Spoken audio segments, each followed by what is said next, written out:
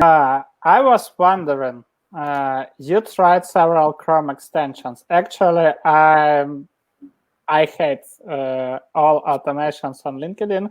I don't say that I don't say marketers shouldn't use them, but I hate them for many reasons, and one of them is that most people abuse automation. Start spamming lots of people and doing some silly stuff. But what's happened with this market? So once first Chrome extension appeared, I assume the most popular one was Duck Soup, which appeared 3 years ago, and lots of growth hackers started to post, magical ones like silver bullets, how to generate thousands of leads on LinkedIn using automation. It started with Josh. Fechter from Bump, actually. I remember that. So then LinkedIn started to monitor all of these Chrome extensions and started to ban this account. So I was using Duck Soup, but I wasn't a power user, so I used it, just mainly to visit. I didn't send any messages. I just what I did is I was visiting target profiles, and that's pretty all. And then I got just a warning message from LinkedIn without abusing the Chrome extension. So I didn't send messages, didn't send connection requests. I got a warning message from LinkedIn that if you continue to use this Chrome extension, will ban you. So I since then I have never used all of this software, but still lots of software appeared on the market. Phantom Buster started to provide automations using your LinkedIn cookie session, as well. WeConnect, Autogrowth, lots of software. Meet Alfred is quite popular. Yeah, as well, use Orca, if I'm correct. So my question is, what made you to create a software in this crowded market, also knowing that LinkedIn is very strict to all these rules regarding automation? And the second question is how Expandi is different from these softwares, and how do you maybe you mentioned that it's the most secure software in the market. So how do you actually maintain this security? Very interesting questions, Andre. We don't have to discuss that LinkedIn is the #1 platform on the moment and that everybody is jumping on LinkedIn to generate leads and to do actions and post. So it's the place to be for almost every B2B marketer on the moment. And indeed, you have different types of softwares and tools, but from what we saw, there was a gap in quality. The main topic by using automation is that nobody want to get banned by LinkedIn or even flagged or get a restriction. So everybody is scared losing his profile by using automation. On the left side and on the right side, everybody wants to use it because everybody wants to scale, want to automate, want more leads, want more business. So it is sometimes a little bit strange if you look like that way. But the market is enough for maybe 10 extra players. We have over 600 million LinkedIn users, and almost everybody who has a Sales Navigator subscription using third-party app or at least try to do something automated. So that's also a fact. And we focus with our solution on safety. So our software is cloud-based. That makes it a little bit more difficult for LinkedIn to find us. They can find me, but they can't find our cloud, for example. We are not a Chrome extension you have to download. We don't use any official API from LinkedIn. so they can't disconnect us. They don't know how we reach the platform and do our actions. We provide every user, because of the safety, with static and country-based IP address, unique. And we only use that IP address to run the task, manage the profiles, do the actions. You can set up your activity-based working hours very properly. You can pick your time zone. You can add in active periods. So from the front-end side, we give you the opportunity to set all these things by yourself, and then the software tries to mimic human behavior, like you do it yourself. From technical part, I can't go in depth because I'm not our Glenn is our technical magician. So you have to dive in that kind of questions in depth with him. But what also is a fact that nobody is banned or blocked by using our software. We have very satisfied users in the short time that we are there. So that's from the technical side. And from a commercial perspective, I try to explain that the gap and the problems I experienced myself as an agency, most of the tools couldn't solve these issues.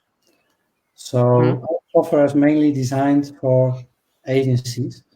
And last weeks we finished building a new software, and that's a white label version with some extra agency opportunities and features included. And that's only for stable and reliable agencies.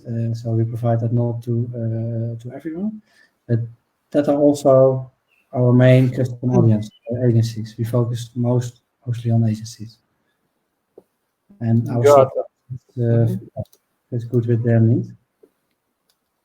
Got it. Share with us, please. You started in an overcrowded market, so where Chrome extensions and software, this I won't say the same, but very common functionality, very common features already existed. And how did you start to market your product? How did you acquire your first customers? Did you find maybe unsatisfied users of other software and reach to them, and told them about your security and that they can automate all the stuff, but without without worrying that LinkedIn will ban them, will suspend their accounts? You started because you are doing a great job with content marketing. So what were your initial steps to get that traction to grow the product? Yeah, the first thing we actually did, our main focus is creating really cool content, give people value, and distribute it 80% of the time with our all marketing team. Besides of that, in the beginning of November, we set our first growth hack ourselves, and we also shared it in one of our blog articles. So we made a comparing page with some competitors, and one of them was DuckSoup. We found out that DuckSoup had a really nice Facebook group with their own members. So we used Phantom Buster to scrape the Facebook group and enrich it with LinkedIn profiles. Then we use our own Expandi to upload the CSV list and reach out to these members, to getting the first exposure and to see, do we have a fit with the market based on the IDs we had up front, to creating content, to give people value.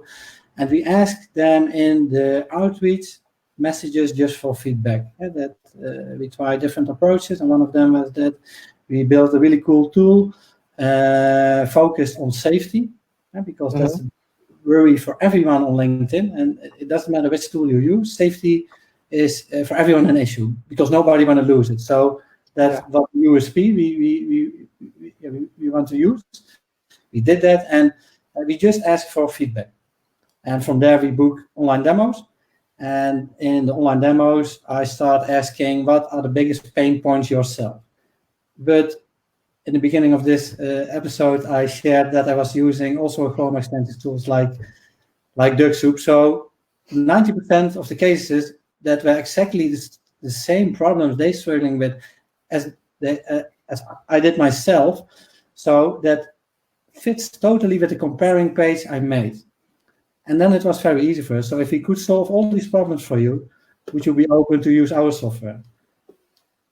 So that was honestly the first steps we made in our own outreach. And that was working quite well. And can you please share with me, did you decide to reach out to particular market segments, or you just defined that broad group of marketers or maybe small business owners who use LinkedIn and use other software and reach to them out? In the beginning, we only were focused on people who are already using third-party tools on LinkedIn, for example, growth hackers or LinkedIn agencies, because we don't have to convince them that LinkedIn is the platform to be. We don't have to sell LinkedIn and only the software in comparing to what they use. What we see in general, it's not only about the features. And for the agencies, we see that they need a reliable partner and with a human touch. And that's where we try to make the difference. We not only just a piece of software, you're working with profiles from CEOs and they pay you a lot of money every month to run campaigns. So nobody want to lose these profiles, but also want to have high priority support, because this market is a little bit gray. Yeah, everybody is hiding. Exactly. Yeah, everybody is hiding themselves for LinkedIn.